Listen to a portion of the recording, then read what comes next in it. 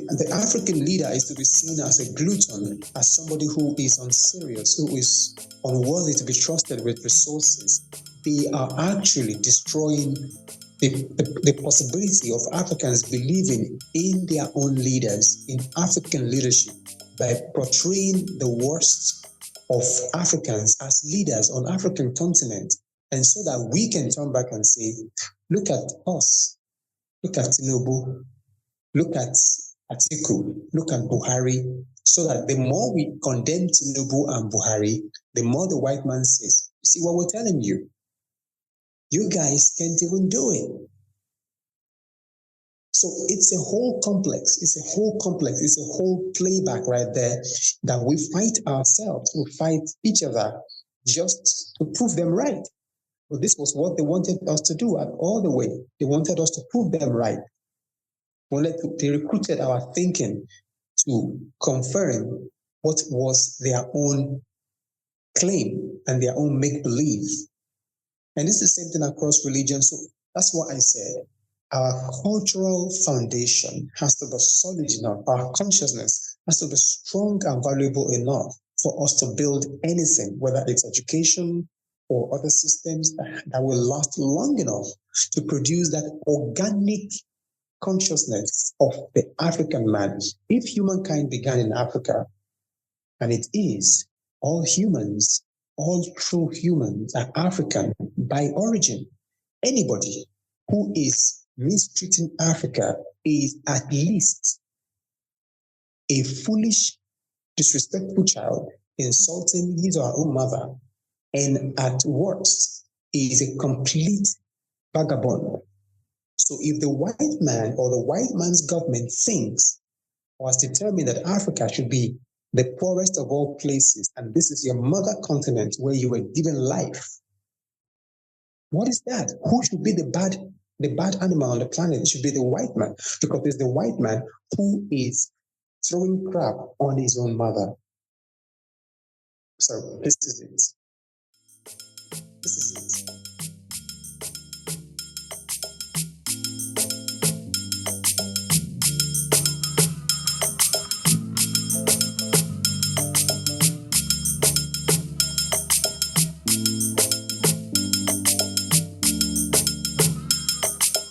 Right, we are live. Who'd like to kick off the introduction first? Sure. My name is Orlando Taylor. I'm an educator. I teach at Merced College, English classes. I'm also a poet, a writer, and half of the company Cooking Book Concepts LLC, which is a media company that has a comic book imprint under it as well. Born and raised in St. Louis, Missouri, and currently live in California with a bachelor's degree in mathematics and a graduate degree in English and creative writing. And the reason I want to be a part of this is because I feel like our people are in a dire need of understanding the social political climate that we find ourselves in, whether we're in the continent or outside of the continent. Great, thank you. Thanks, Shep. Thanks, Orlando. Shep, do you want to go next, or? Okay. My name is Shepherd. I'm a Nigerian in Nigeria. I'm an Africanisticist, not an Africanist, because the word has been abused. I believe that because Africa is the source of humankind, everything should revolve around Africa. Progress, positivity, everything that is civilization should be about Africa, should start from Africa. The wellness of Africa is the wellness of humankind and the world at large. And so this is my philosophy. And apart from that, I'm many things. I'm a musician, I'm a writer, I'm a poet, I'm a film producer, actually documentary film producer. I'm a radio presenter, I'm a broadcaster, and so many other skills right there. I believe in empowering people. I support a lot of people, young people from other parts of the continent of Africa, Ghana, and Namibia. And I have a lot of projects that I do with people in these countries for empowering the people on the continent. I'm all about empowering people, not only economic empowerment, but mostly intellectual empowerment and spiritual empowerment of the people. So the reason I'm on this podcast is especially to bring in my philosophical perspective, my spiritual clarity, and to be a voice that is native to the motherland of Africa and to inspire people, with my perception and how I communicate with my brothers and sisters across the world about the progress of Africa. My name is Shola Ajayi. I'm also an educator and also a filmmaker. I work as a freelance screenwriter and editor, both in the United States and in Lagos. I really wanted to work on this project, this podcast, because I want to see more examples of Black people winning across Africa, across the US and South America, everywhere, and really discuss more strategic opportunities and ways for us to do that. So that ways of us to win, So I love having these conversations and love hearing about people that came up with ideas of how that can be done. And I'm so happy that the opportunity to work with these guys have come about. We've had some really great discussions and just looking forward to seeing what else comes from our conversations around this topic. So looking forward to discussing our book today. So Orlando, want to tell us about the book we're looking at? Yes, sir. So the book we're going to look at on our seminal podcast here is The Wretched of the Earth by Frantz Fanon. And one of the purposes of the podcast, we wanted to have a podcast to discuss Pan-African ideas that it's needing in a modern time. We wanted to also allow for Africans to control, the narrative about themselves and not speak strictly from what others understand and think of us. And also to educate ourselves about one another, in and outside the continent, so that we have a better connectedness between us and understanding our plight and how we can hopefully create synergy in addressing those issues together. And so this book by Frantz Fanon, who was a psychiatrist and an anti-colonial cultural theorist, was born in the French West Indies in a little city called Port-de-France in Martinique, July 20th, 1925. His father was a Black customs service inspector, and his mother was also half French and owned a drapery shop. So it gives you a little bit about his background, that he comes from a background of individuals who could be considered to be both working class and or, middle class individuals. Fanon studied at the Lycée Shola secondary school in Fort-de-France until it closed down under the Vichy rule. The heavy-handed command of Vichy formed the young Fanon perspective on race relations. When Lycée Shola reopened in 1941, Frantz Fanon studied under the poet Aimé Césaire. Under Césaire, a man who asserted Black dignity through his concept of negritude, Fanon's understanding of his self-identity dramatically shifted. His studies had previously favored European and French worldviews, but from Césaire, Fanon himself felt that he himself was more linked to he wanted to be more linked to his African roots. So that's why there was this turn for him that occurred at that time. So in 1943, he left for the Dominica to enlist in the Free French Forces. He served in Morocco and in Algeria in 1944 and 1945, and then participated in the Battle of Alsace. Though Fanon was commended for his bravery, the racism he experienced in the army led him to reject World War II as a white man's war. He returned to Fort-de-France even more committed to his identity as a Black man rather than a European.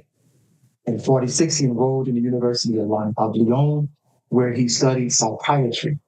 With this degree, Fanon applied psychiatric theories to his personal experiences as a Europeanized West African. This application is seen in his book, Peau Noir Masque Blancs, which translates Black Skins, White Masks in 1952. A year later, he was assigned to head the psychiatric division of a hospital in Algeria. He joined the Algerian liberation movement when the insurrection against French rule began in 1954. Fanon married Marie Joseph Dublé in 52, with whom he had his second son, Olivier, in 55. His first son, Muriel, was born in 48 to another female, another woman. By 1956, he exiled himself to Tunis, where he was the editor of Al Mujahid, a revolutionary Algerian newspaper. Fanon's work in North Africa established him in the political domain. His subsequent books, Studies in the Dying Colonialism, 1959, and the book we're talking about today, The Wretched of the Earth, came out in 1961, would give a voice to the third world liberation struggles of that time. With his varied disciplines as psychology, sociology, economics, and politics, all of Fanon's works grapple with social justice and racism in an internal level, as well as in the interaction between the colonizers and the colonized. In 61, Fanon was diagnosed, unfortunately, with leukemia and was sent to the United States for treatment at the age of 36. Fanon died in Bethesda, Maryland on December 6, 1961. His body was flown back to Tunisia where he was buried. This particular bio I'm reading to you is on the website www.blackpants.org. Awesome. I wanted to kind of add to like some of the things that were really interesting about Fanon as well. Just about his realization about the problematic nature of colonization and problems of assimilation and how it poisons like indigenous people against themselves. I thought was like really like something that was very interesting in his other work. Trying to make African people understand that was what was happening. And then also some of the like conspiracy theories around his death. Which I don't know if it's okay to add that in here, but just kind of being forced to kind of talk about his work with the Algerians, what his potential work as an ambassador to Ghana meant. So did you see that stuff, Orlando, about... Yeah, and there wasn't a lot of in-depth material on that. Yeah. Most of the biographies and information I found focus on most of the talking points I've given so far. Yeah. But it doesn't surprise me. We're all familiar, and I'm sure some of our listeners are probably familiar with as well, that whenever you have Black men and Black women of substance speak boldly, they do get a target on their back, whether it's a political target or it's a physical target, and they end up, dead, because a friend of mine famously always says, he said, it's interesting that certain types of, liberal white folks always point to Dr. King. He said, but in the end, you still shot him in the face. And right, no longer exactly. So we can have all the kumbayas about how wonderful we were, but as we saw, particularly at the end of the 60s, we saw so many around the world being in the United States and other parts of the Black world who were standing up. We can look at it, like Black Panthers, how many of the Black Panthers by the end of the 60s were dead, and didn't live to see the 70s. So I am not surprised by anything that you said. Yeah. On that topic. Yeah. Go ahead, Shep. Yeah. If I could just weigh in on that, because that's a very important thing.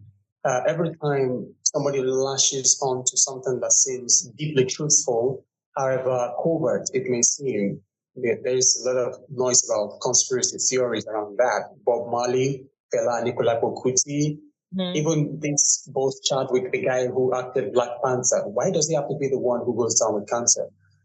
Look, why does he have to be the one to die? Why does he have to be the stars, the Black stars that have to die of some, trippy situation, allergies, disease, and stuff like that? And so there is so much that Fanon has done in his very short lifespan that you can see. There's a lot of... I was sorry, I was going to say the amount he did it is for me, the number of books he wrote and how much studying he was able to get done in a short period of life, it's convicting. It's like convicting. Yeah, it speaks to the how much of a threat it would be to those he's speaking against. He's not only speaking against the white man, he's speaking against the economic power of the super capitalists. And so those are not people who are willing to let go of whatever it is they're holding on to. So it makes sense for them to want to have him off, and so I'm not going to think that this is conspiracy theory. This is just common sense thinking. As any kind of investigator, whether as a journalist or anything, follow the money. You will know what's going on. Yeah. That's what we say in journalism. So I'm just trying to say that, you have a valid point in bringing that up. Yeah, and just to go back to your point about Bob Marley and even I forget who the person was before you mentioned Black Panther guy, Boss Chadwick Boseman. Yeah, but who was that? Who was the other person before that? Fela and Nicola. Fela, that's it. Yeah. So like just thinking about like how against people were against like someone like Fanon during the time where he was living and thriving, right? And same thing with Bob.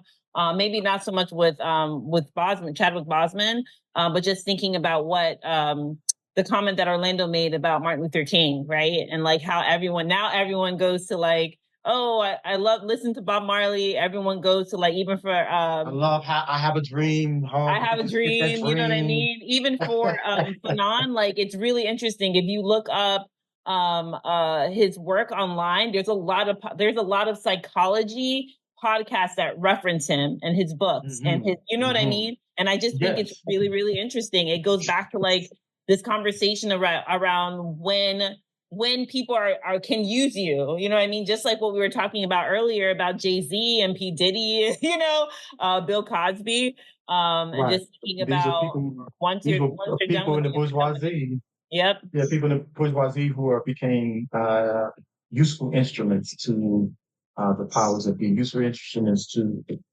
people who have ideas that are anti-Black. Right. These individuals were just saying before recording that these are individuals who are out for their own economic benefits. That's capitalism. Yeah, the best way to use you. How can they use you? You know what I mean? How can they use you and how can they use your platform? And I think that's why it was a really great idea for us to kind of focus on this book for like our first podcast, I think. And right. And for the audience, this book is a very thorough book, as apologies to it's a very thorough book. It covers a lot. And what we chose to focus on in this particular podcast, because we believe that you probably take as much time that we're going to take for this podcast and talk about chapter 3 and talk about all the chapters. So we're talking about a podcast that would probably last about 4 hours long. So we felt like we wanted to for the listeners, we wanted to pull out chapter 3 and kind of like do a little bit of closer analysis, because we felt like chapter 3 was talking about the issues or trying to get us to the issues of why some of these things are happening and, why they're happening and how we as people can see them and begin to better address, who are the problems in our communities, identifying the possibility of the problems in our communities and how to address that going forward when it comes to the issues of politics and political power in the places where we live. Awesome. And we'll definitely make sure that the listeners will have an opportunity to figure out where they can find the book. Right, exactly. Easily we should link that. We'll provide links and all that stuff for everybody. Exactly. So I don't know, like, would it be a good opportunity to kind of discuss Pan-Africanism and why that word was empowering for some Black people, but other Black people are like, let me roll my eyes. I don't want to hear nothing about Pan-Africanism. This is true. We're not all on the. Unfortunately, we're not all on the same page. But from my perspective, I'll just give a little bit of how I see Pan-Africanism. I look at Pan-Africanism from the standpoint of really being basic. It doesn't mean that I have to understand the plight the integral and most detailed understanding of the plight of my people everywhere, but I do understand that everywhere my people are, the white supremacy is at the foundation of the problems that we are having to address. And that if we can all address moving white supremacy as a barrier to our existence and our day-to-day life, then that to me begins to look more and more like some form of liberation and freedom. And moving white supremacy also means we have to address certain kinds of ideas that even our own people have towards each other. And so that's how I kind of look at Pan-African. It's us coming together, first of all, recognizing that our most important enemy, the most important enemy we have is white supremacy. And everything from that, for me personally, what I see is everything from that comes from that, and then we work together to address that, as we can and as we come into intersection. I love that. I love that definition. What about you, Chef? What do you think? Like, well, how would you define Pan-Africanism, especially like growing up in Nigeria? You know what I mean? Like, because we know how people feel about Pan-Africanism in Nigeria.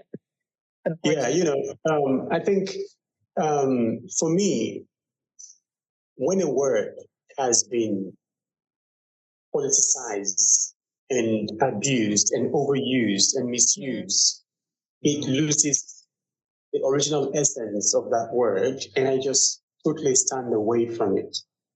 If someone tells me I'm a Pan-Africanist right now, I don't know what the person means until I begin to interact with them to discover what breed of Pan-Africanists they are. It's just like saying I'm a Christian. You can say you're a Christian, and I still don't know if you're liberal, progressive, conservative, or you're just crazy under the title of Christianity. So here is what I would rather speak to, and I've coined the term Africanisticism, and it demands that we demonstrate our concepts individually and collectively, and knowledge of Africa as one, the terrestrial cradle of humankind, two, the ancestral home of all human beings, regardless of their tribal and ethnic status. Anybody who says, I'm not originally or originated from Africa is not a correct, true human being. Mm-hmm. That's what it simply means. So the person has to find a different planet to go and be, because real human beings, original human beings, are from Africa. And so that is what Africanism sits on, basically. You live by principles, you build trust and business integrity among yourselves, you publish facts about Africa and humankind as humankind's cradle. You practice singularity by detecting and rejecting all divisive agendas and engines of the world. Fellowship to develop yourself in realistic and practical ways to regain Earth's divine honor in the intergalactic assembly of worlds. So it looks into if there is an alien force out there, the UFOs and all of that, coming to the world to propose some solution, whether they call themselves gods, demigods, Olympians, whatever, saviors, messiahs, they have to come and sit and talk to you as a human being, because you are a different civilization entirely. So Africanism speaks not only to the importance of Africa or Africans as the original human being, or by original I mean originating, not necessarily that it's a fake. So the same way, what human being means in the company of intergalactic worlds, humankind is best represented by the African, or by at least anybody who identifies as an African, irrespective of what they may have become, maybe through some mutation or whatever it is that's made them to be the way they are at the moment. So that's what I would rather speak to. Africanism, it's fresh, it's that's how much I've defined it. But Pan-Africanism, I see so many people who use that language to steal, who use that language to harass and to rob and to be bourgeoisie in Africa. I'll give one example and be quiet. Organization of African Unity, OAU, became AU. When I did my research, I found out that the very thing that was removed from the original objectives of the OAU in the renamed African Union is that we will no longer tolerate the white man, colonial master, to continue to dictate what happens on our planet, to milk us, to usurp us, and to act as saviors to us. This is the very thing that Africa is able to take care of Africa. That was the very thing that was the core of the OAU.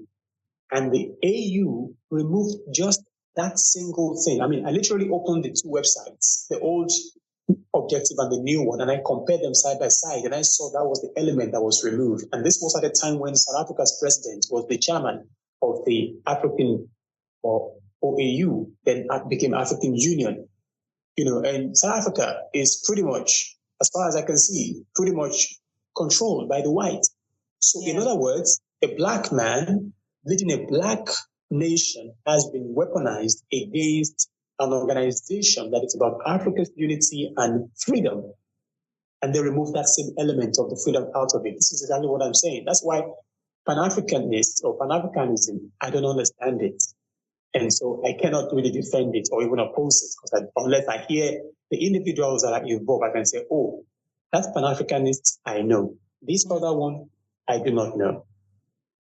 And that's fair. I think, honestly, because I think of the current climate of things and so many changes have changed, so many things have affected our people worldwide. I think that it's fair that you, and when I said I speak to some elements that we'll get into chapter 3, that you have certain individuals who basically use our words, use our ideas in order to enrich themselves, and they didn't mean as well. So I agree with you that you do a lot of times have to wait and see. And I would go so far as to say that even from the standpoint when another key word for us in this space, a lot of us in this space, is you hear a lot of times whether or not you are truly left or not.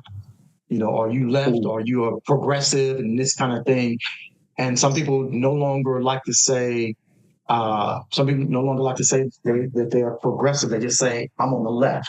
And that's all they'll say. So I from that perspective, I respect the fact that I understand what Pan-African is, but I do see that people have different ideas and how they use it. And so I just wait and see. What type of Pan-African are you? That's fair. Absolutely. And I think even like with our, Orlando and I work with our young people in Nigeria, you know what I mean? And just thinking about what this word means to them, and it doesn't mean anything to them. If they hear anything about Pan-Africanism, they hear that it's about old people, that's the only thing that they associate with it. They associate the past with it. And it would be really great to really reimagine what Pan-Africanism is and can be. You know what I'm saying? And I think even if, like what Shep was saying about like UFOs and things like this, like even if we could get people on the same page about Africanism being about the future, you know what I'm saying? And having this like Afrofuturism involved in it, I think we would see more people jumping on the bandwagon of Pan-Africanism, you know what I mean? Especially if they see it's something for the whole, and it's about us all thriving, you know what I mean? When I think about Pan-Africanism, I think about it from the perspective of connecting all Black people from every walk of life, and making sure that we are on the same page about, I want you to have a good life. I want me to have a good life and my family, whether you're from South America or Barbados or Asia, any part of Asia, I'm really interested in figuring out ways to connect people of African descent from all over, and making sure that we are on the same page and also rooting for each other. And I think that's some aspects of Pan-Africanism that has gotten lost, because of this poisoning that Shep mentioned by white supremacy, Yeah. Thank you. That makes a lot of sense. You see, that's this podcast is Africa conference call. You know, and so that's the idea of what Pan-Africanism is, by your definition, being able to connect all Africans everywhere in the world, connect, you know, to one hub, exactly. And be able to share. You know, that's exactly what it is. In theory, in principle, in philosophical language. So, but in the expression, now the word, this is not to speak down on anything that you both have said. This is just to say that it will be much more difficult now to sell the phrase Pan-Africanist or Pan-Africanism to Africans across the planet, because the word has been hijacked and misused. It has been turned against its original purpose. So we have to find a different word. Or rebrand it. You know what I mean? Yeah, we have to rebrand it. You can say that. We have to rebrand it. Yeah, so and it's kind of similar to in Nigeria. If you say Tinubu, there's nothing you cannot rebrand Tinubu. it will, or APC, or PDP. You cannot rebrand. I would say in America, I think we've had a bit of success with taking back the term woke for about a year or so. It looked like we were going to lose woke, and you know the non-progressives, you know, conservatives were like, you know, don't be woke. Oh my God, there's so many woke people in the world, and there's all this woke, and people. But I think what has happened is the events, you know, events of the world and events within the United States, you know, around abortion, the events around political issues for protection of children and sexual assaults and some of these things that are bubbling up. It's kind of a thing like, yeah, you better be woke. And I think that's why in this situation, and I would say in the United States, they were not successful. They have co-opted it to a certain degree, but at the same time, I feel like given all the events that are occurring in the US, they were not able to completely remove the real meaning and weight of the term woke, since it had been around since the 30s in the Black community. True. Mm-hmm. Yeah, I feel you. Yeah, so this chapter 3 was something else, and I feel like he really, really gets into the weeds in chapter 3 and talking about, the real issue as to why so many revolutions fail after, they get their release from, these colonial powers. I mean, the one of the things that really stuck out to me, first of all, there are like so many good parts in this book. You know what I mean? Like, I don't know who made the suggestion about us reading it, but I just remember thinking like we have the whole blueprint for our whole, the livelihood of all Black people right here in this book. But like one of the big things for me for chapter 3 were like some of the conversations around the systems, the systems of colonization being used to like run Africa. You know what I mean? And just thinking about what that looks like today. Like, what does that look like today? And really trying to figure out why it still exists. You know what I mean? Like, why is it still existing that those systems are in place? And one of the first things that really affected me, that I really thought about, was like, he really spends, I would say, a third of that chapter talking about the bourgeoisie, wherever they exist within and I find like, he makes a point that talks about how a social order, basically that you cannot have a social order dominated economically and politically by the middle class. It's because typically the middle class is deeply married to the colonizers. And they're individuals who are who lack cohesion and really making any real change. They're individuals who seem to be they get their most by being connected to the colonial powers. And he talks about the mediocrity that's almost like inbred into the bourgeoisie, because it's almost as if they set themselves up to be individuals who are used for the colonizer's purpose. And it's almost as if there's nothing more I need to do other than just to position myself and let them know that I am of service. Mm-hmm. Yes. And I mean, even just thinking about going back to this idea around the bourgeoisie and looking at it from the perspective of living in Nigeria, because I'm grateful to be able to live in the US and live in Nigeria. And one of the observations that I've made is that like and Fanon talks about this in the book. It's just talking about how, whites left Africa and Black people just took over the roles that they were playing, right? Yes. So really looking at the reality of that and seeing the existence of that in Lagos specifically. And I don't know if Shep, if you want to speak on that too, or if I'm completely off, but sometimes no, I don't think you're off at all. Yeah, because when how I put it is the independent fighters, it was like a trend. Hey, Kwame Nkrumah is fighting for independence in Ghana. Let's also fight for it in Nigeria. Oh, it's happening in Algeria. Let's also fight for it in Tunisia. Everybody is talking about independence. It's the new buzzword. And so people are lashing onto it. They did not go to school when they had the opportunity. They did not know what they were doing. They did not know what they were asking for. They just wanted to be independent because it felt right. That's what everybody is talking about. Yeah. And when they began to have a taste of independence, wow, it's just a change of who is holding the horse whip on the plantation. Plantations were already set up. Africans were already enslaved on those plantations, enslaved either psychologically, economically, not only physically.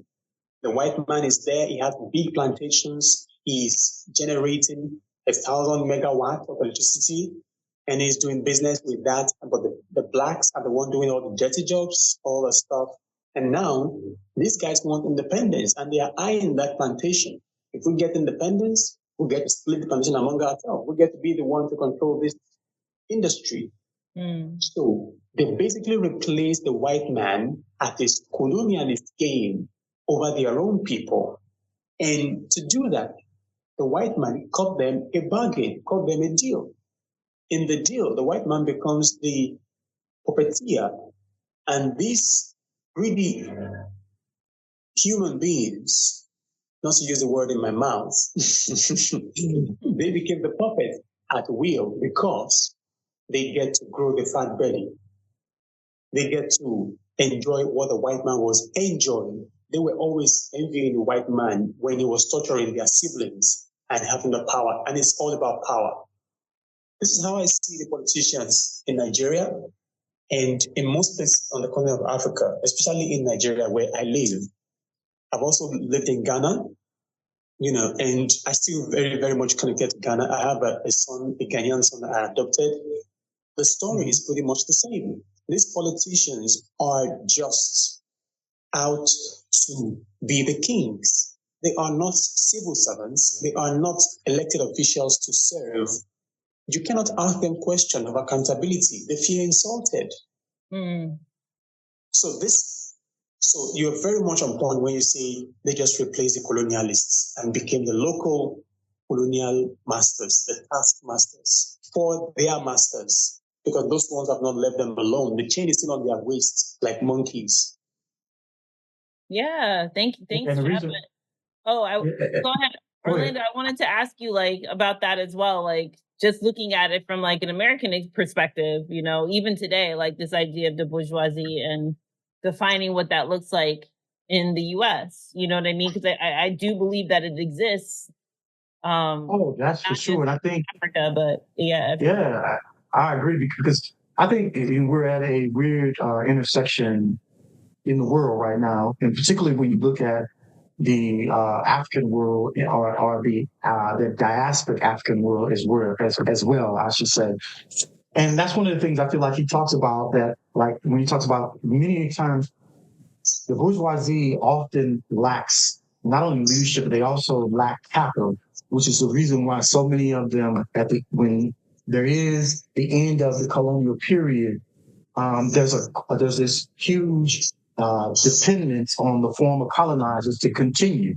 So, in Ivory, you had the situation. So you have basically, say for instance in Haiti, you have raw materials to make cement through lime. Nigeria and Ghana, coca, and other places. And so what happens is that these bourgeoisie are seem to be indebted to the colonizers that they never they don't have any real thought process on what it looks like when colonization ends, or if colonization ends. How do we continue this? And so this is the very reason why, so many industries on the continent are so far behind in development, because when colonialism ended, there was no real capital, or there was no real understanding of how to develop the capital so that you're refining the raw materials and not exporting the raw materials. And that's the classic example we see, of course, the last few years is with Ghana and the coca.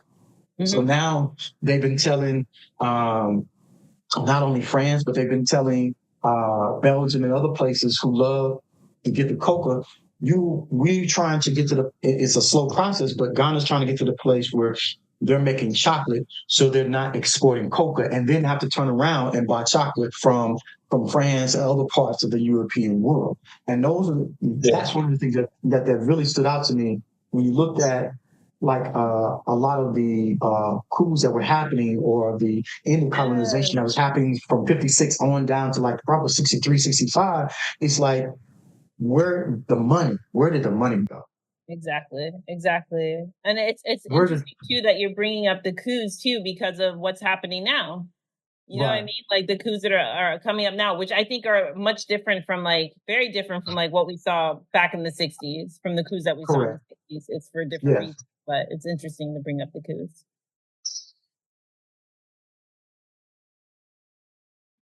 So another thing that Frantz Fanon talks about in this third chapter, it really cracks the whole box. It talks about how political parties are just agents of propagating and perpetuating the foolish doctrines of the bourgeoisie, which it completely is. Nigeria is such a poster child for everything bad in that chapter 3. Nigeria embodies everything that is wrong with Africa. It's unfortunate. The entertainment industry, the capitalist mindset. In Nigeria right now, a Chinese man owns an industrial company. Maybe they are making sandals or buckets.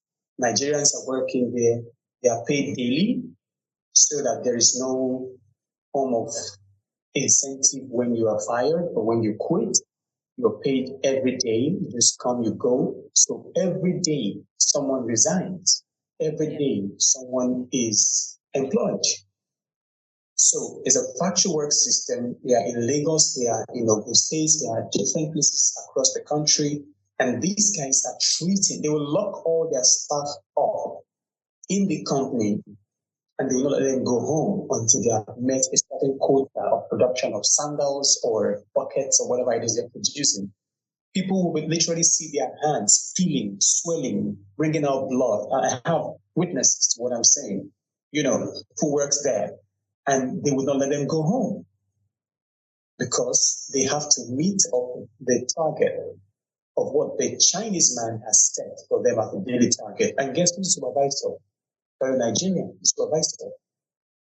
So the Chinese, whose country is more like a national barracks, wants to apply the same mentality within the business setup that they have here in Nigeria.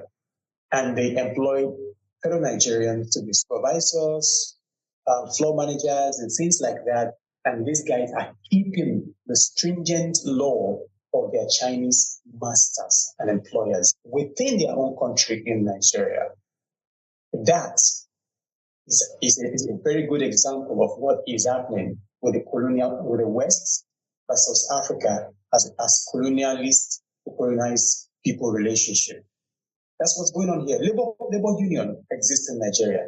They're always going on strike when the price of fuel goes up. They're always trying to go on strike when the new anthem is changed, or they never go on strike for issues that actually has to do with labor, like the issue I just described. They don't ever talk about it because that is not right in their pocket. When they scream and disturb the government officials and shut down a state, the governor calls them for negotiation.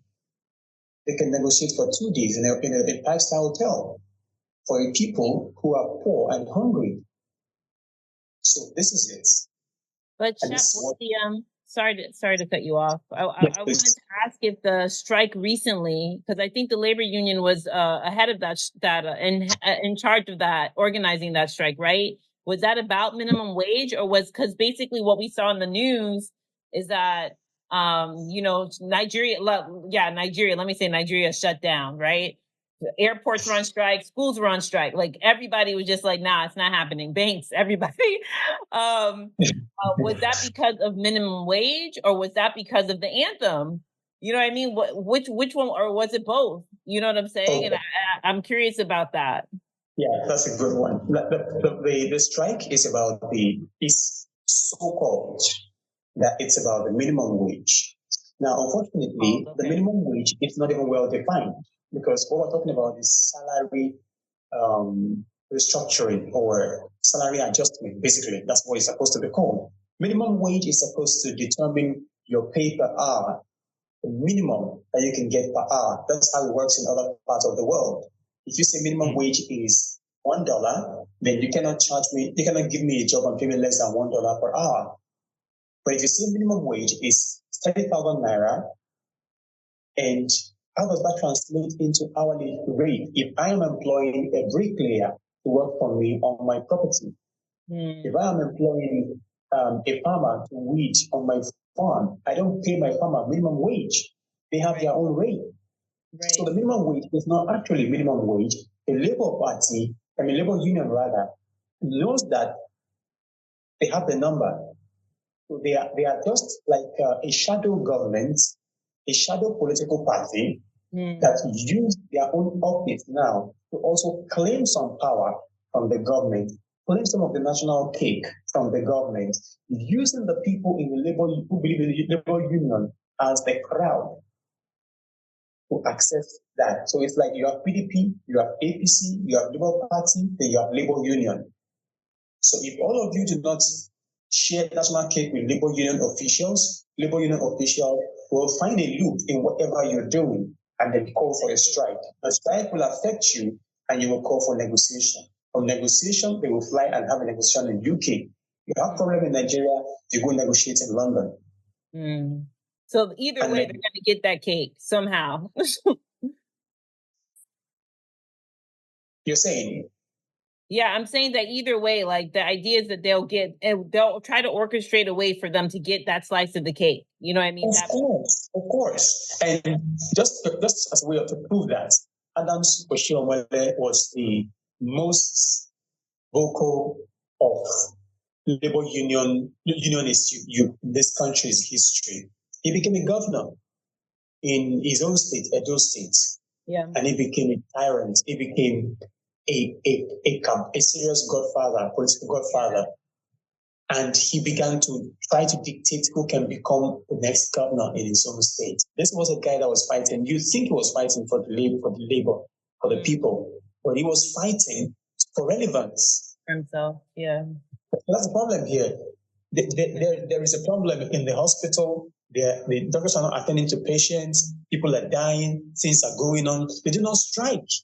They said the herdsmen are killing farmers. They do not strike. Farmers are laborers. They do not strike for that. There's a kidnapping. They do not strike for that. They only strike when there is a negotiation at the table that has to do with the field. Because when it has to do with the field, that means money is exchanging between NNPC, Shell, and other bodies and all of that, and they want a piece of that pie. That's the only reason they go. And when they are out of the country, they will not strike the type of strike that will affect the airport. Like a few days ago, they wanted to strike the call of the strike because they were not in the country. If the strike happened, they cannot fly back into the country. Right. But weeks ago, they were in the country. They shut down the airport and everybody got stranded, but they are also in the country. Right. These guys have power in their hands and they will use it for anything they want. That is the true story. I'm a journalist. That's where I started my career from. As a journalist, I lost hope in the media because the media misrepresent the fact. The news is a commodity.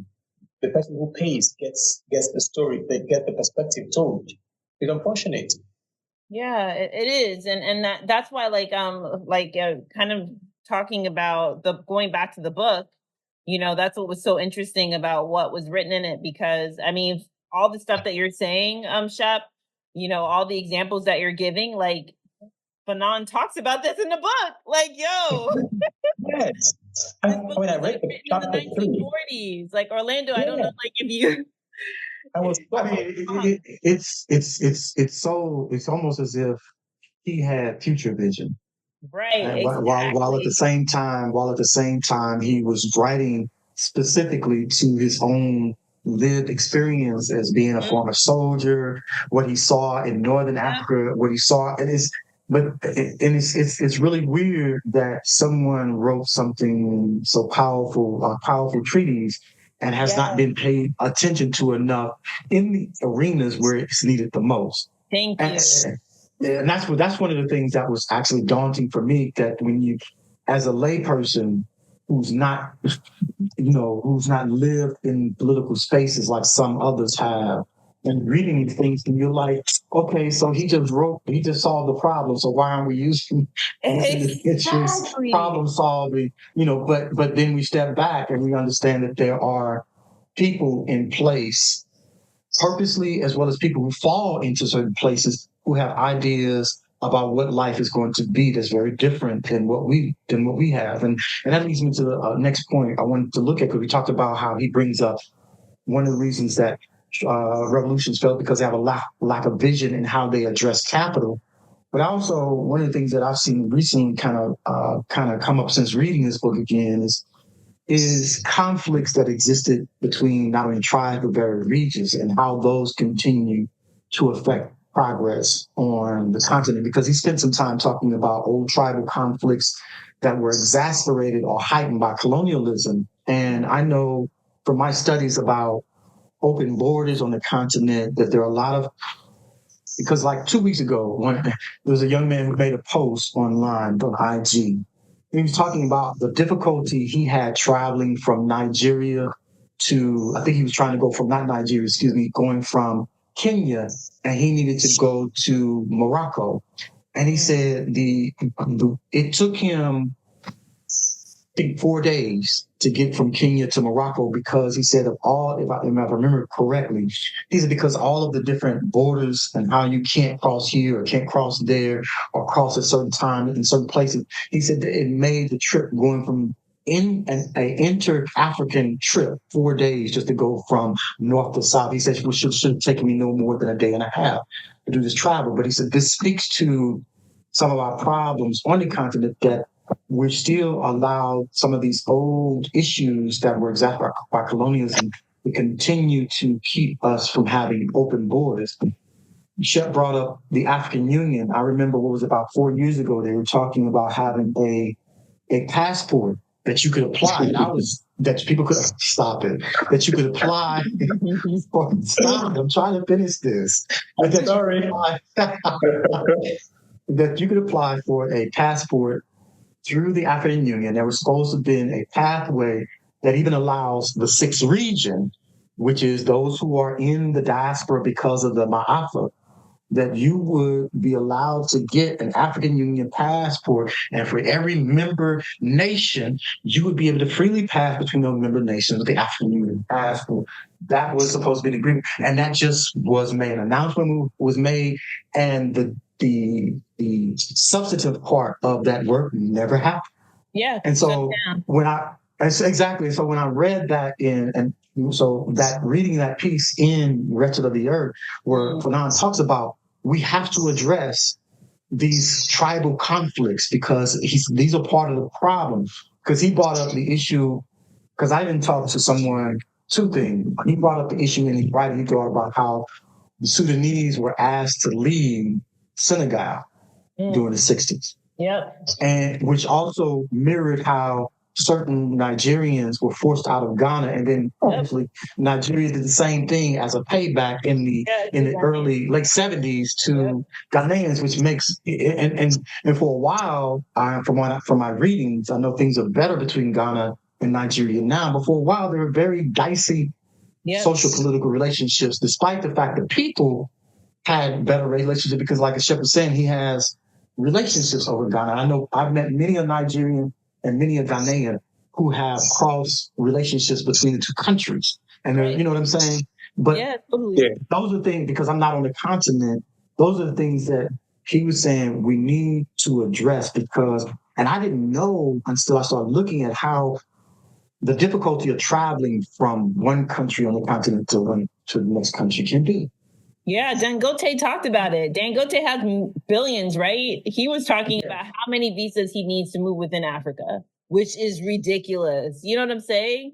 But he's like, these challenges. He has the money to do it, but for the average person, you, me, and Shep and other people who are just, regular folks who are working an 8, 9 to 5, we don't have necessarily the resources to maintain 10 different passports. Exactly. So he has 35. You have a problem.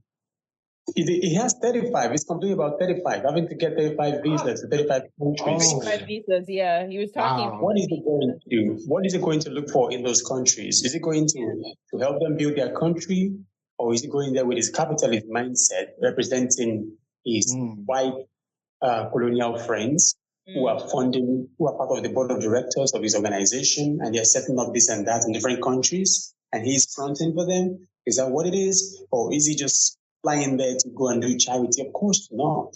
So yeah, but I don't think he's going there. I don't think he's going there to open up borders for you and me and Shola to be able to travel and, share information, which is what Frantz Fanon was talking needs to happen. I don't think that's what he's doing.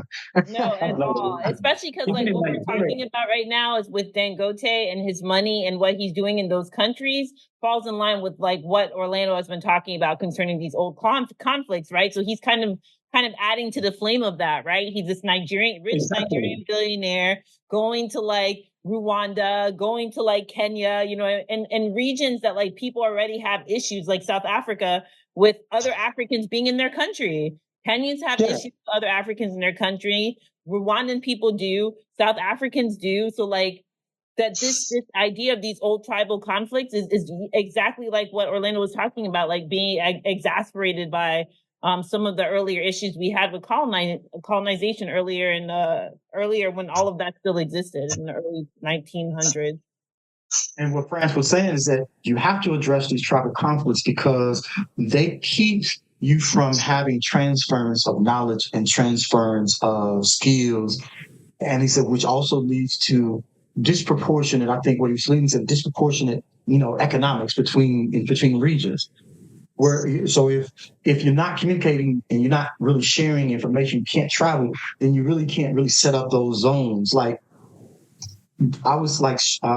Sheikh Najab. He often talks about in his book, Black Economics. He talked about in that book how you have to have regions. Let each region on the continent flourish by it providing the continent with what it has to offer. So say, for instance, when you saw at that time, uranium and all those things were important because of nuclear power. It's not as big a thing as it used to be, even though people are still talking about it.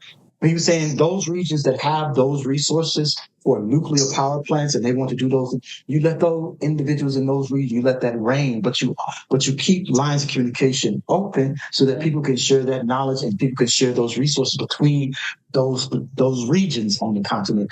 But that never came to fruition because it seems like the conflicts between areas was more important than the resolution of those issues. Thank you for saying that, Orlando, because I feel like as Africans, we understand the conflicts more than not being in conflict. Do you get what I'm saying? Even the comment that you made about, I think it was Shep that brought up the African Union.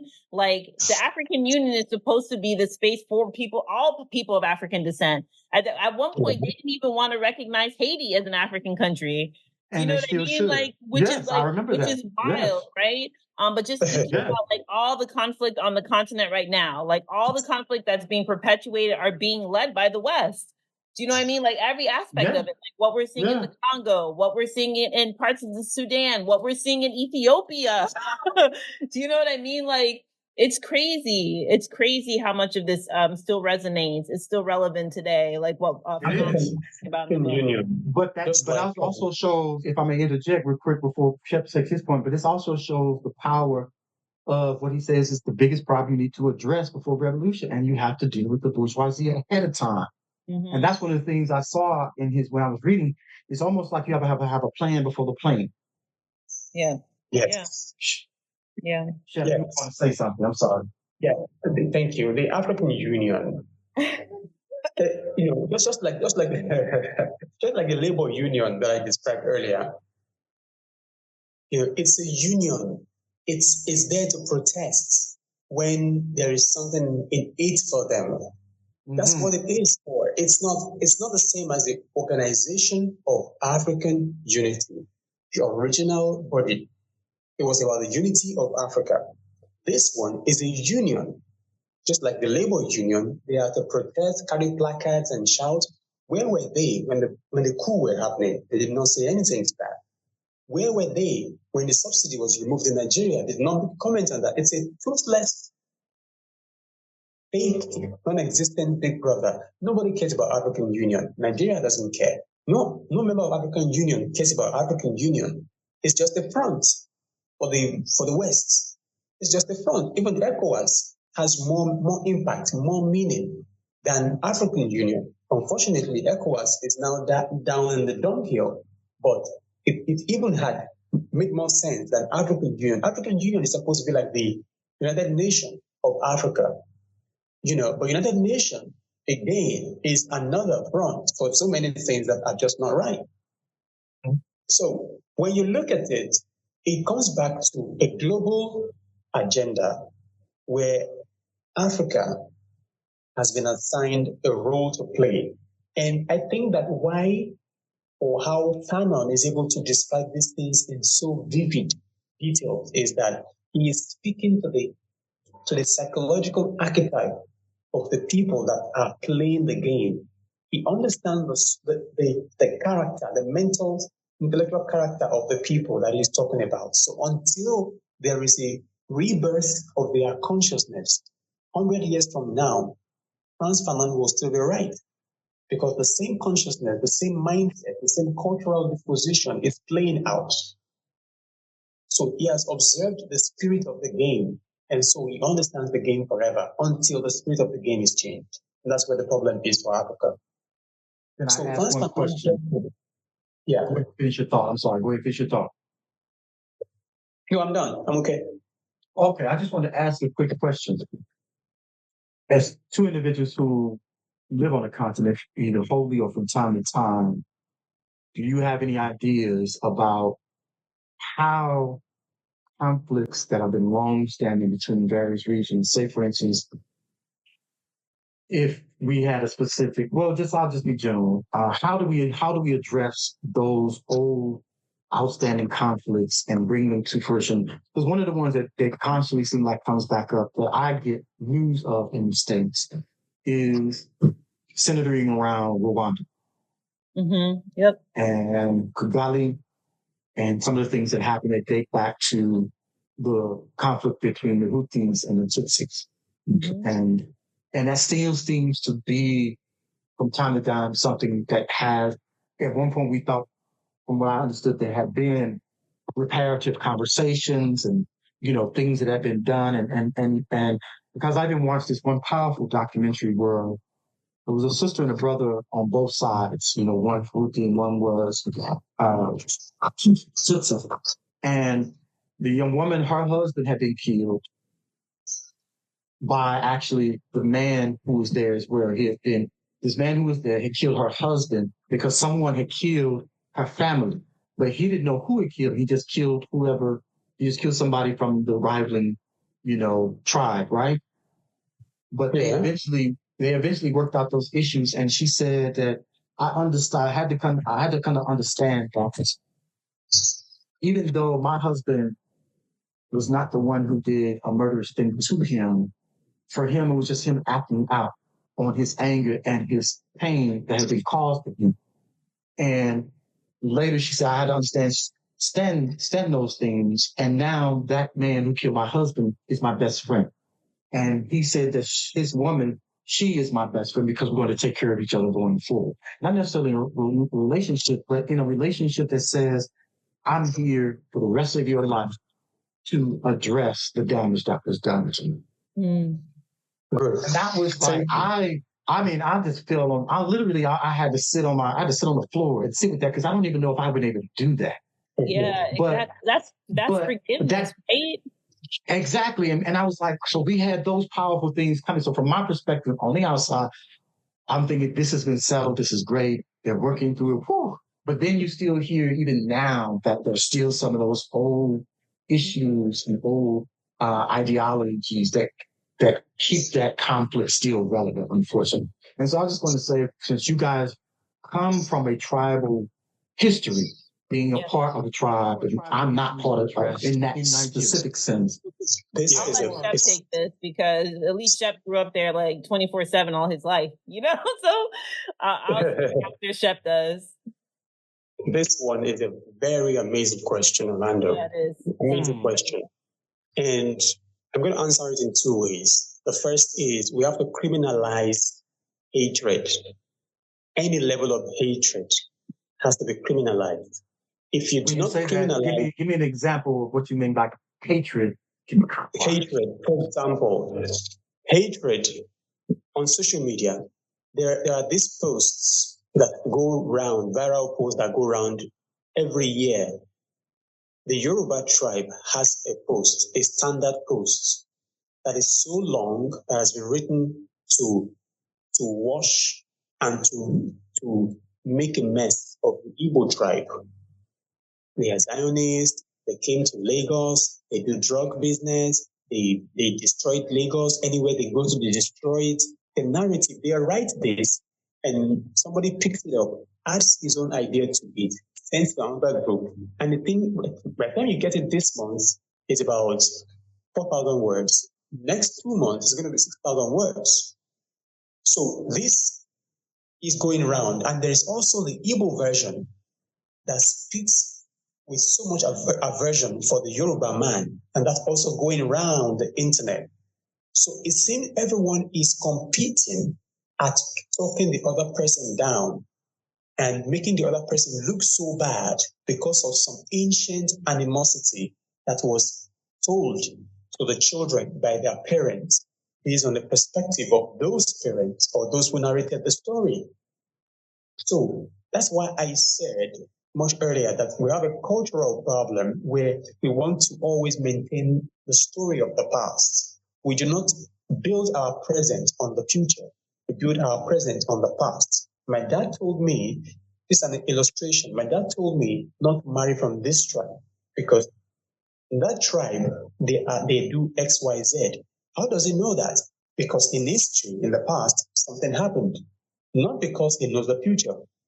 So he does not give me a chance to identify with the future and what is possible in that relationship. But instead, he tells me what happened in the past, and he wants me to determine the future based on that thing that happened in the past. That's what I said, we have to criminalize this hatred, this hate speech. We have to criminalize hate speech against tribe, ethnic, and across board. If we do that in Nigeria, we will be able to live as Nigerians. And because we are now a people who are sort of detribalized, it will be easier for us to reconnect with our brothers who are in the diaspora. The hate speech character or button or virus in us does not allow us to see people for what they truly are, because we have a stereotype label and expectation on them, and we will force them to give us what we expect. If I expect you to be a cunning man, and you're not being a cunning man, I'm going to distrust you until you turn out to be a cunning man. So no matter what you do, I want you to be a cunning man because that's what I'm told you are. So no matter how different you are, you're going to be suspected by those who expect you to be otherwise. That's one. We criminalize hate at every level, hate speech and things like that, and we make it a law. Number two is that we go back and ask ourselves, how did we become different in the first place? That's where, for me, Africanistic, as I defined it, that's where it plays out. all human beings originated from Africa. All human beings are Africans. Point one, it's scientific fact. It's not a belief system. It's not a religious belief system. It's scientific, science-backed, proven. So, if you are an African and you're fighting just about anybody on the level of ideological hatred or hate speech or tribe, you are fighting a fellow African, whether their color is blue, green, black, white, pink, whatever. You're fighting a fellow black man. That should be a crime. So this is, if you go back, you see that we have more that binds us together than separates us. But if we don't play by that, going back in time, assuming that for whatever reason it's true that Adam is the first human being and Eve is the first human being, who is a stranger? Nobody is a stranger. If we go back to being Adam's children, then we would have no problem fighting each other. Just use Adam as a hypothetical ancestor of humankind. It's not. Yes. Now, if we take that and we criminalize hatred, then you see this begins to artificially get ingrained in our mind that you are not even allowed to hate your fellow human being now because it's a crime. Yes. Then how can the colonial master continue to colonize you when he has to hate you to colonize you? But so that's why we say hate is now and hate is illegal. Hate is illegal, so it doesn't resonate with the people. Yes, because it's a crime. You're asking me to fight someone that you're angry at. It's a crime. Mm-hmm. I can easily report you for trying to make me commit the crime. But I also I want to add to that, Shep, because I think one of the challenges that we have in Nigeria too is that we don't talk about conflict. People like to pretend like they're not fighting with people when they are fighting with people. At least like the examples that you gave, like about the Rwandan genocide or even like the German Holocaust, like they were group like committees put together so that the conversations could be had about what happened. I don't think that any committee was ever put together to talk about the genocide that happened in Nigeria toward the Igbos. You know what I mean? And the history is not taught. That is systematically organized. It is not taught in school. You know, so like how can there not be this constant conflict? You know what I mean? Especially because if we think about the foundation Nigeria and how it became Nigeria independently, was built on foundation. You know what I mean? Like if there's a great documentary about like how Nigeria came about, you know, between the forefathers and how they were all in conflict with each other, all from different tribes. You know what I mean? So like how can Nigeria not be in conflict? Do you know what I mean? Shola, address one word issue. Just one word, my sister. Yeah. Hypocrisy. Yeah. Hypocrisy wears the Nigerian flag. Hypocrisy wears green, white, green. Hypocrisy is a Nigerian. Yeah. Hypocrisy, that's the problem. You see, in my local community, I'm sorry for stampeding you. In my local community, I hear people who want me, who expect me to not give some persons who live in the community opportunity because they are of a tribe. They tell me that these tribe members are beginning to come first in class at school. They are beginning to value education more. Their parents pay their tuition. They come to school, they buy the books. They actually finish their secondary school more, while our own children, our own daughters are getting pregnant at GS3, SS1, SS2, and not taking the school serious. And then, so the question I ask them is, are we to say that the only people that value education or schooling, we should stop them from schooling so as to bring them to the same level of our own children whom we did not train enough to value that same schooling? Mm-hmm. Or is it that our children have seen the schooling as a scam and they now want to go over it and we're trying to bring them down to it? So it doesn't make sense to expect me to fight that other tribe because they have taken education serious and we have not. So this is the problem. So someone like me now, if I decide not to say the truth, and I say, sentiment, yes, I'm a Yoruba man, it's true. After all, they're not paying taxes. It's true. After all, this and that. We can go round and round and be petty when the real truth is that we are just irresponsible. as a people. It's our land. They are here with us. We made the rules. We can change the rules. We did not change the rule in a way that would make them help us build our town. We did not do that. That's on us. But we're complaining that they are not doing anything for us, but we are not making them do it. We are not even doing it ourselves. So hypocrisy is the problem. Hypocrisy is the problem. Absolutely. Right. And it's a very Nigerian thing. I don't think anybody can compete with Nigerians with hypocrisy. And that's why we have more religion than anywhere else in the world. Yes. And it's funny you say that. It's funny you say that because in the Southeast here in the States, it's kind of like it is the cradle of blackness in the country because by and large, for those who are listening may not know, that during the Ma'afa, when they brought slaves to the North American part of the Americas, they mostly went into states like Mississippi, Alabama, Texas, and Georgia. And so that's where most of the DNA of blackness is in this country, even to this day.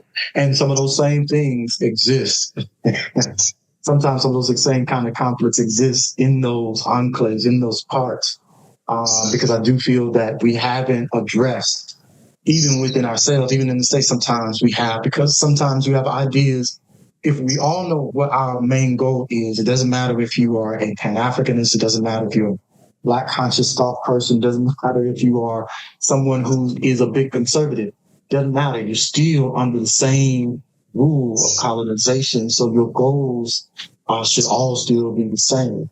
But this last point I wanted to get to seems to be kind of like bubbled up by this topic of tribal conflicts. And that's where Frantz Fanon talks about in the book that he posits that true freedom can really only be attained through the leadership of the people. And when you have the people involved from the bottom up, involved in leadership, then you get this kind of like complete disregard for the bourgeoisie because everybody's involved and they can see what the bourgeoisie are doing and they can see that the bourgeoisie is really only interested in their own design, their own interest. And it's something that I think we've talked about a little bit before, Shep, is that when people understand how the government works, then the government works even better. Yes. Yes. The people need to be educated.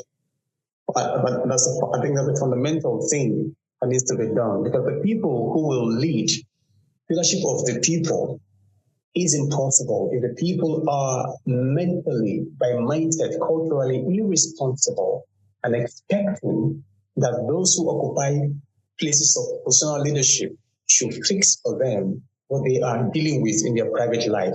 Tomatoes are expensive now in Nigeria. You can buy 5 pieces for 500 naira. You can buy 4 pieces of ball pepper for 1,000 naira. So if that is happening right now, we have so much land. We have places to plant. We just do not plant.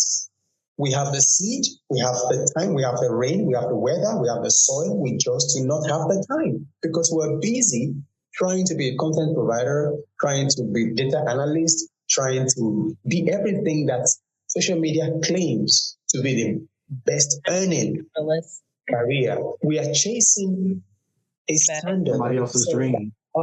Yes, we forget, we leave behind. And when we pursue data science, these guys come back and take the land that we abandoned behind. They want to be in the metaverse, basically. Yep. And they want to be in our universe. Right. They take our land, we'll take in the cloud. Right. It's so crazy. and I like that you talked about the education factor because Fanon did a really good job about talking about what education looks like. You know what I mean? It's not enough for someone to just go to school and be able to read. They have to be conscious. You know what I mean? Yes. I think that specific wording was like it hit the nail on the head, right? Like being conscious. Correct. If someone's going to be involved in sports, they need to be conscious. Yeah. If someone's going to have a business, they're going to need to be conscious. You know what I mean? Otherwise, everything that we're talking about doesn't matter. Do you know what I'm saying? Yeah. Definitely. Because all those things, if you're not conscious, then it just, you get, and I think what has happened with us as a people in total, I think because that piece you say you're not doing things conscious about where you're going and where you're putting your energies into, then it just basically, it created a cycle for us, where instead of us being conscious about the things that we want to do and conscious about where we want to go, and being conscious about the careers we want to have, like you said, not trying to have a career in the cloud. You have to have a career right on the land where you actually have to develop the land that you're living on. Those kinds of things. So it's how can I put tourism. We have entered the wrong market. We have patronized the wrong merchants. Yeah, me and my sister talk about it so much. Like, people in my family talk about the fact that, at the same time that people in Nigeria are like Japan, like going abroad, trying to get their houses and have their kids go to school over there. There are foreigners coming into Nigeria at an alarming rate. It's scary. And one of these ideas that we have is that it's going to get to a point where a Nigerian is going to want to come back home to Nigeria, and they're going to tell them they're going to have to apply. Do you know what I'm saying? Like, can you imagine that crazy happening? Like, you have a Nigerian passport and you want to go back to your own country, and the people living there are going to tell you, oh, you have to apply for a visa to get into Nigeria now. What? You know what happened with South African whites who wanted to go back to Europe. You know what they were told? There is no space for you here. You are Africans. Well, and that's a weird. No. That's a weird situation right now. That is very because weird. The same thing is happening to whites in Namibia. Because as far as Namibia is a similar situation to South Africa, where you have majority of wealth being owned by probably about 6-7% of the population. But what has happened is, I'm trying to remember where the vast majority of people whites in Namibia come from. I want to say Dutchland in Germany, but I'm not sure. Yeah, it's Germany. It's Germany. There has been conversations of whites in Namibia repatriating back to their original homelands. And those homelands right now are saying no.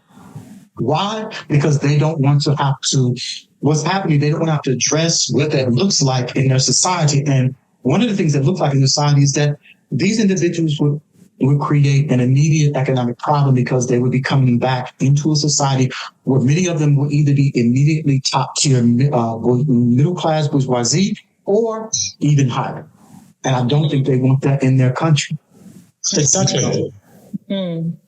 That is really interesting. So it's very interesting. So Africa is going to have to make a decision about its white citizens or white, I'm not sure, expats or whatnot, where they're going to go, because this is a problem, of course, with South Africa with the election. Ramaphosa is making a new government with the Democratic Alliance, and there's issues with around, and one of the reasons, this goes back to the point, one of the reasons why the EFF did so poorly is because the EFF said clearly and loudly that we will not be governing with the Democratic Alliance, and we will have a plan where we will not be allowing them to maintain the wealth. And so many Africans in South Africa did not want to go through the process or want to hear about the process of repatriating the wealth back to the people. That's why the ANC won again. Because they don't want to go through that fight where they want to basically take back the wealth from the whites in South Africa and do more equity in that country, because it's going to take some real effort. Yes, process. The disrespect for the law of process is a thing. It's myopic vision, not to know that what you want comes at a price. And so if you want to enjoy the benefits of the vision you have, you are in a hurry to get there. You're not deepening enough in the quality of work you're doing, because you're not thinking of your own children and unborn children. You want to be there. You want to have a taste of that pie. You have been so starved that you can't wait to get into that kitchen and drink the pepper soup while it's hot. And so that's the problem that we have. The hunger, hunger crisis is very strong. It has overridden every thinking faculty. It's more like you have been so starved to the point that elite classification is not your portion. fasting is no longer for you because you have always been on hunger strike anyways. Why should you be fasting? You see that thought. So when someone tells you this is what you need to do, it looks impossible. Like, am I going to do this? I'm going to die before I'm done. And so we don't have real, I don't think the word is patriots. We don't have real people who want to lead or revolutionary who want to see the change, who want to commit to the change. We just have people who want to commit lip service to it, talking therapists who talk about it but will not do anything. When you look at their personal lifestyle versus what they claim to profess nationally on television, is a complete opposite. Yeah. Frantz Fanon said, go ahead. He says that tertiary institutions should be localized and nationalized in content and context. Content and context. Why should Nigeria or Nigerians not be masters at drilling, dragging oil and refining oil since we have it? Why should we not be masters at farming and manufacturing food since we have the arable land and we have these beautiful seedlings that grow on our country? Why aren't we champions of what we have? Why are we so hungry to go for what we don't have? There is a sense here. What we have at hand, we are driven by what we don't have, not what we have. Mm-hmm. And that's a major cultural problem again. We're always looking for something that we don't have. And this thing is very, very strongly powered by religion. And unfortunately now by Christianity. It's all about what you don't want, what you don't have, not what you have. You only thank God for what you have, but you're looking for what you don't have anyways. Either way. Yeah. So it's always projecting into the future and not the present. It's an irresponsible way of living, and that's the major core that we have as a problem here.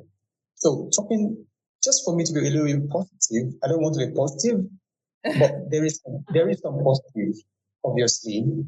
The positive is that if we are able to put this incredible information into the same format that has been used to brainwash the people, there will be a change. An example, if you can get Funke Akindele, aka Jennifer, who does Nigerian film, and people like that, to take the story of Fanon and to act the film in such a way that the focus is on the solution, and you show in the film how the colonial masters were rid of Africa. In the film, you show the entire process, step by step. You can write that narrative from the movie into the mind of Nigerians who consume the film. Mm-hmm. Absolutely. The same thing for the music industry. Mm-hmm. Write songs that speak to the expected future in the present. Speak as though we are there. Speak of how we got there, even though we are not there yet. And you will have built the vision into the people's consciousness, then they can begin to live up to it. Because the same way, the craziness that we are right now was built into us through the music, the movie, the literature, and so on and so forth. We're aspiring to become what they have designed and told us that is standard. We need to redefine the standard and put that into the same format that we love to consume. Social media, movie, music, books, and the likes. Yep. Right, so what Shep is getting to, I think here is Shep is getting to what are our takeaways from this reading. And so I'm gonna go right ahead and say one of my biggest takeaways from this reading for me, I guess on the twofold. One is that we have to understand that these individuals who are the bourgeoisie, not just simply middle class and wealth, people who have power over you, people who have power that intersects with the power of the state over you, who act as gatekeepers to you having a happy life. We have to address those individuals. We have to learn how to keep those individuals from having the amount of control and amount of say in the lives for the masses of the people. And the other takeaway for me that addresses that for me is that the masses have to be educated.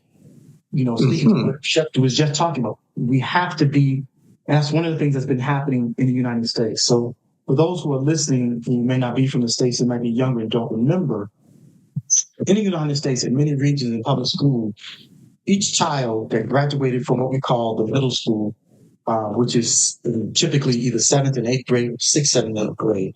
So before you can matriculate to high school, the last 4 years of your public education before going to college, you have to show and prove you know your state constitution and your federal constitution. That no longer happens in So since about 82, somewhere between 80 and 85, most districts remove teaching of the Constitution as a part of history. You might talk about it, but there is no codified examination that you have to sit down and take to show and prove. It is telling because even whites who think they know the Constitution, when you start having these kind of like, impromptu people on the streets asking people questions about the Constitution, about laws, it's easy to see and hear they don't know what they're talking about. And that means they don't know the Constitution. And I believe when you teach people that, I feel like my own experience growing up in the States, it's been like we had less of this influence of the bourgeoisie because, one, we had an education that helped us understand who these individuals are. We had a history and movements that helped teach us this. And two, we actively address those individuals and pointing out who these people are. That these individuals, that just because, as Malcolm X said, that just because these individuals is a singer or a musician or an actor doesn't mean he or she should be speaking as if they are speaking for the people on issues of social politics and laws and movement of the people. Does that make sense? Yes, absolutely. That's two of my biggest takeaways reading this book. Go ahead. Yeah, I guess for my takeaways, one of the big things, and just to say, like, we did not even get to cover half of what we wanted to cover. The book is layered to our audience. If you have not gotten The Wretched of the Earth by Frantz Fanon, you need to get it and sit with it and go through. After each chapter, you'll find yourself sitting with those thoughts after reading the chapter. But my big takeaways were like Fanon's comments on what a leader looks like. You know what I mean? I think earlier Shep was talking about lip service and repetition of like supposed initiatives, right? And just giving people insight into what a good leader, like what a good African leader specifically looks like. And these leaders look like people that are focused on action. They have progressive ideas, and not to let citizens, be fooled by charm or people that are spewing language that focuses on patriotism only, which kind of blinds citizens, right? One of the examples Fanon uses is that initiative that they talked about as far as like empowering local artisans, right? And local artisans can't thrive if we're just talking about keeping everything on a local level. Fanon was like, if we're not talking about it being distributed globally, then what are we talking about? You know what I mean? Exactly. So that was a huge takeaway for me. Yeah, we got the global mindset on some of these things. Takeaway for me, exactly. And then the second takeaway for me, I think, was this idea around people having the power to change it. He gave us plenty of examples of people taking, especially like local citizens, taking things into their own hands to like revolutionize their countries, to get freedom, to get the rights that they want, right? So he's essentially given us this blueprint, and it doesn't necessarily have to be something that we follow word for word, action for action, you know what I mean? But at least there's something that gives us insight that might give us a place to start. And I think that those are like the two huge takeaways that I got out of this, amongst other things. I mean, the analysis that he gives us, yes. So on point. Jeff, what about you? Yeah, what I would just like to say now, because I know I've said a lot about my take so far, is that I've given, for example, I've given Christianity a lot of rapid uppercuts. One credit. And again, it comes to lip service. One credit I give to anyone who practices what true Christianity should be will understand that if you criminalize hatred, it means that you are glorifying love. Automatically, you're saying that you're legalizing love. If you criminalize hatred, if you criminalize illiteracy, You're glorifying education. You criminalize injustice. You are making the law beautiful. And so if you don't have a right to do this hatred, perpetuating ignorance, misinforming people, and things like that, and we're all creating content that is future-based, not past-based, not problem-based, not negativity. I don't want to be poor-based, but I am rich-based. So it's faith in a different way. If it's defined as the substance of things hoped for, evidence of things not yet seen, it simply means that faith is a vision that you act upon. You have a vision of how you want to be, and then you decide that you are that now, and you begin to live at that.